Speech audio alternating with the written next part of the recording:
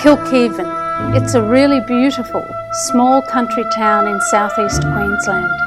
With a population of about 700 on an average day, it provides a peaceful, spacious lifestyle to its residents. And while there's been an influx in recent times of lots of young families who've been drawn to its beauty and excellent location, many have been here for decades. Like many regional communities, it's got a rapidly ageing cohort, and in fact many of the residents over 75 have been here all of their lives. It seems that no one wants to leave Kilkivan. Well, who would blame them? It's gorgeous. But the statistics show some uncomfortable trends.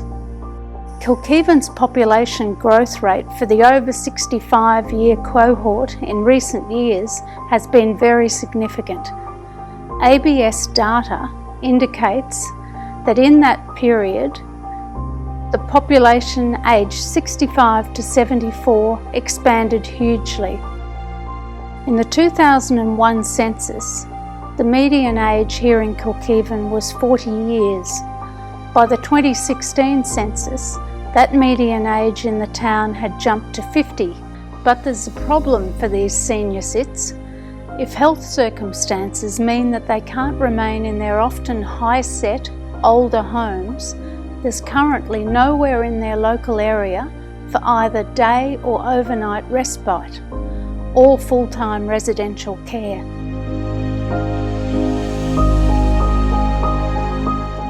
And if they do leave the area, usually against their wishes, to go into care in another town, or worse, a city, there's no public transport in Kilkivan for their older friends to use to visit them when they've relocated.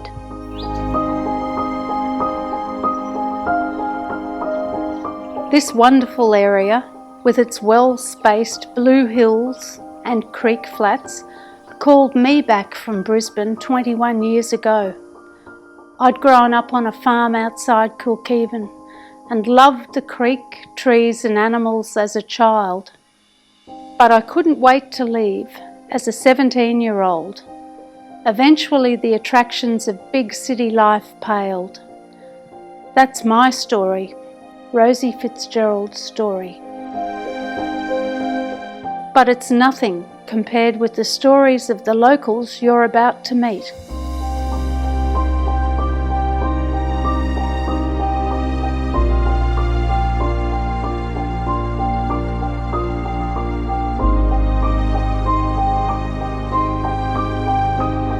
We've always sort of looked at ourselves here as being sort of no man's land. We're not really South Burnett, we're not really Gympie, but because of it's our environment, it's our natural instinct to stay where we have grown up, where we become part of the community element, and we don't like to think that we've got to go away. Some older folk, even as I'm getting older myself, think to myself, well, we're born, we live and we die. We've got to go somewhere in between if we can't look after ourselves. One person in town she keeps an eye on is Stafford and his much-loved dog, Max. Stafford has so far resisted suggestions that he move away, and while they can, Dawn and other people help him out. Well, I volunteer on a Tuesday to the Historical Society, which is our local museum, and it's very interesting there because, oftentimes we have people coming to look up family history records and things like that. Then on a Wednesday, it's our Meals on Wheels delivery day. Well, there's a couple of elderly folk here, men, and they often have problems with their scripts from the doctor and things like that. And one gentleman the other day, he'd been to the butcher and got a piece of corned meat, which he thought was just ready for him to put on the table. And when he called me, it hadn't even been cooked, so I brought it home, cooked it for him, took it back later in the day. Then there was another little chappie I met down at the paper shop, and he just waved to say hello, and I said to him, "How have you been?" And he said, "Oh, my car's out of commission." And I said, "Well, how'd you get into town?" He said, "I walked." I said, "Well, what else you got to do?" He said, "Oh, I've got to go and get some bread." I said, "Well, go and get it and get in the car, I'll take you home."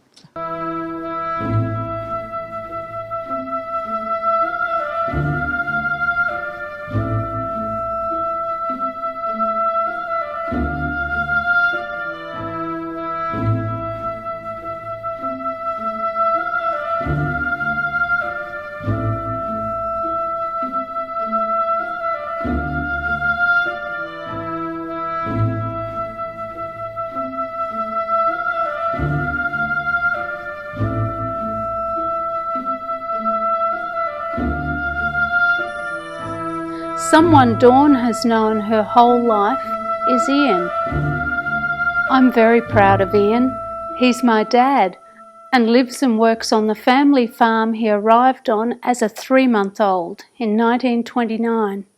He married a local girl, Pauline, and together they raised 4 children on this farm. I asked him why he has said many times he wants to remain on the farm until his very last breath.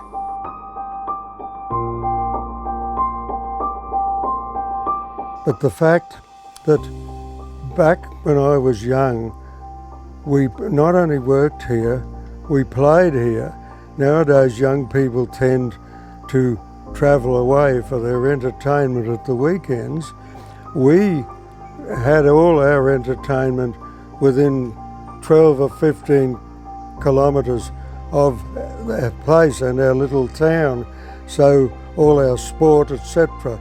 Communication and roads were so bad, we lived and played right here. Kilkivan in the centre was just everything to us, and as life has gone on, that's remained with me, and I think it would remain with local people who are possibly 20, 30 years younger. He is still very engaged in farm life, driving the tractor for when ploughing and planting needs to be done, and helping his son muster cattle. As he explains, his entire world has focused on the very local centre of the universe, Kilkivan. Perhaps I'd do better because I've seen it with some of my contemporaries. They've been booked into a nursing home, say at Maryborough or other places down the coast, and they are taken away. Their entire life changes. Sure, they'll get visitors, but after a while the visitors tend to wane because time, expense, everything. So you're in a foreign environment because the people who do visit you probably won't talk your language. You need to talk the same language we locals use with one another. We need to hear how the cattle price is going, etc., how the floods are. So everything, not only me, but people probably 30 years younger than I am, who are potential customers of a place of care, would probably think the same way as I do.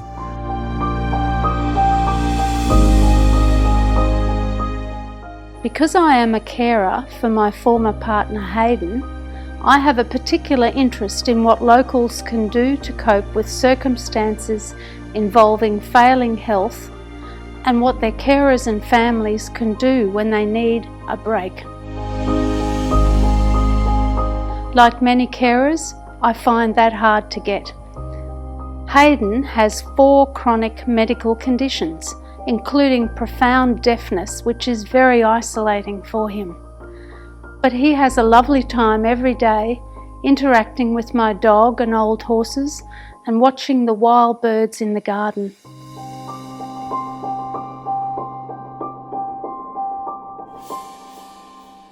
He certainly doesn't want to try respite in another town. He realises that staff would not have time available to sit close by his side to help him hear even a few instructions. He needs regular help with medications and other things, on and off each and every day, and loves the town he chose about 20 years ago.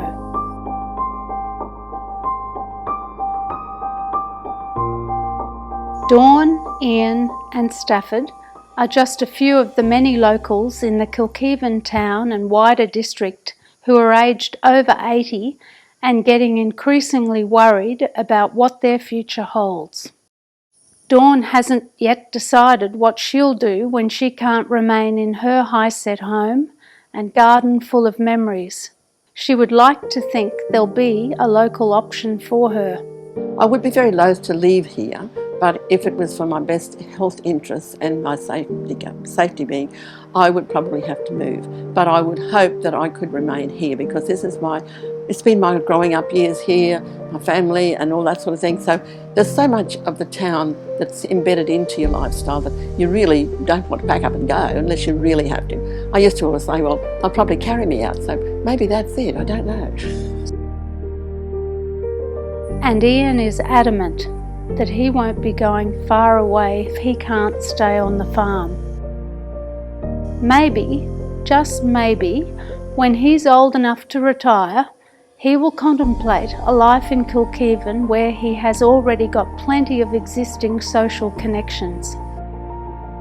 I'm a semi-retiree. I endeavour to think I'm doing things useful, but about 3 times a week I go into Kilkivan and locals sort of, it's not a formal coffee club, but we sure get plenty of people gather and we can talk about the weather, the drought, how we're victimised by the government and all this sort of thing, because we all speak the same language and there's an affinity between us and they're people who care about you. I'm on my own, I have help, but it's to do my household chores, and sometime my son will allocate me a job with him on the horse or the tractor, or go to town and have a cup of coffee with local friends. A small bus from Kilkivan to Gympie once a week maybe, or twice a week. And while I've been contemplating the future of my dad, my friends and myself, 2 other locals, Leslie and Bob, have been working towards getting Kilkivan declared a dementia-friendly town. We became involved about 2 years ago when one of the local health nurses was looking to set up dementia-friendly towns throughout the Gympie region. And we went to a couple of meetings with dementia people. We decided that we would be prepared to try and put together a dementia group for Kilkivan to make it a dementia-friendly town. And also thinking about setting up a drop-in centre for people of all ages who need a resource place and a safe, neutral area to gather for a cuppa. We know that Dementia Australia's statistics show a dementia tsunami approaching in Australia. Their research, updated in January 2020, indicates that dementia is already the 2nd leading cause of death of all Australians, and is in fact now the leading cause of death for women. So that those with this condition can continue to live full and contented lives. And masses of research suggests that staying in their familiar place is key to optimising that experience. As we got into the project, we found more and more people who had issues and had no help. There are so many people in this town that are elderly and living on their own and have no support, and that causes huge mental health problems, and they need somewhere to go. Leslie thinks a drop-in centre will address that issue in a supportive way. We are a very resilient community, but it gets to a stage where we're not bouncing back as quickly as we could, unfortunately, and we do need a place where people can go, have a cup of coffee, meet, chat with some friends, or give their carers a break, all that sort of thing, and know that they're going to be safe, they're going to have companionship, they can just sit there and watch what's going on, they can read the newspaper, have a cup of coffee, cup of tea, whatever they like, but they know that there are people around them. And there are so many lonely people. Local businesswoman Katie is a great example of how this picturesque area is drawing new, younger residents. Well, we all lived in Toowoomba, and my brother bought a cattle property here, though he lives in Gympie. And we came out one weekend for a trip and we fell in love instantly. And we went back to Toowoomba that very next day and we sold our block of land, which we were about to build a new home on, and then made plans to move to Kilkivan. We ran it by the kids. The kids loved it here, so they were very keen to move out here. And then everything fell into place. We sold our block, we found out that the shop was for sale. We found a beautiful 900-acre property to buy, and it all just happened. She and her family, in their 2 businesses, get a really great daily snapshot of how oldies in the area are doing. And I would say that probably on every day of the week here, and we're open 7 days a week, we would see at least a dozen of the older members of the Kilkivan community.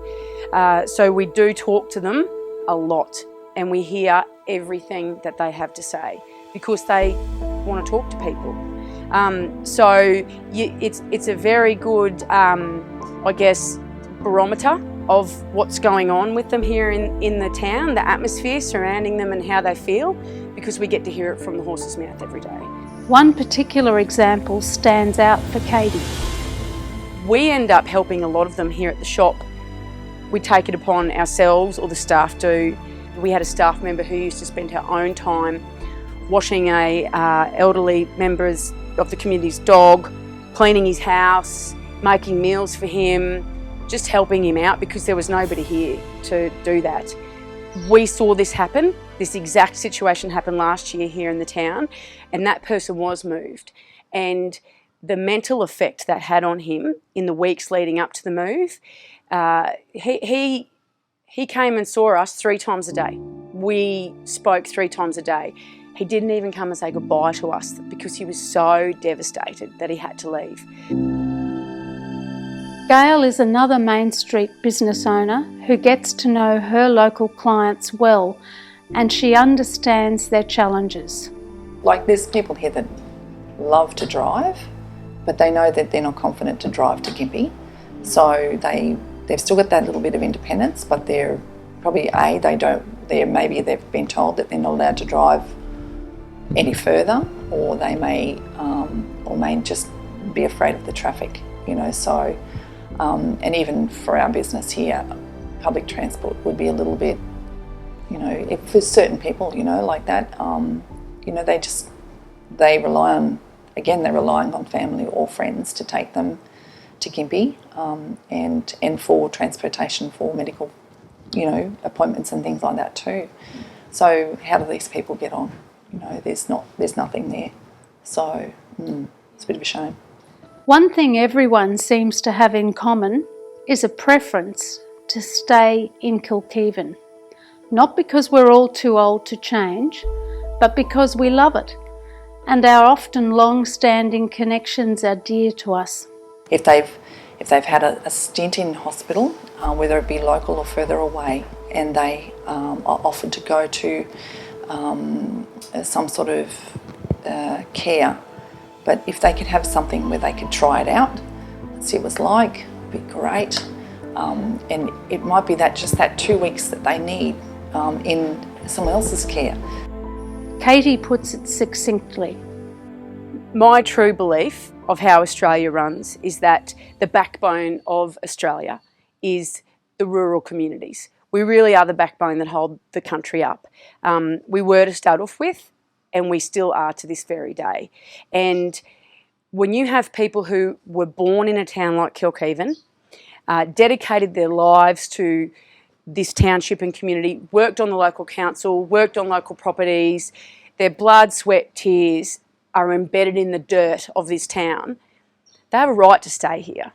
So when they get to a certain age and the rest of their immediate family have all passed on, they shouldn't have to be uprooted, moved to another town where they have no connections.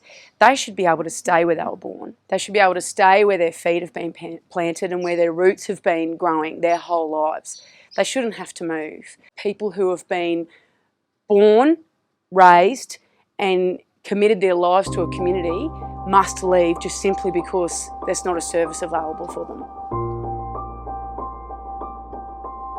With so many elderly yet vibrant residents, and a whole lot more coming through behind them, Kilkivan is looking for a viable, affordable, local option for aged and respite care. Houses and farms here pose lots of issues for their elderly owners, and the evidence clearly demonstrates that we need to act promptly, or all the current 80 and 90-year-olds many of whom built this community with their decades of work, dedication and love, will be gone. We believe a locally designed and managed community hub and aged care facility will make such a positive difference to so many people.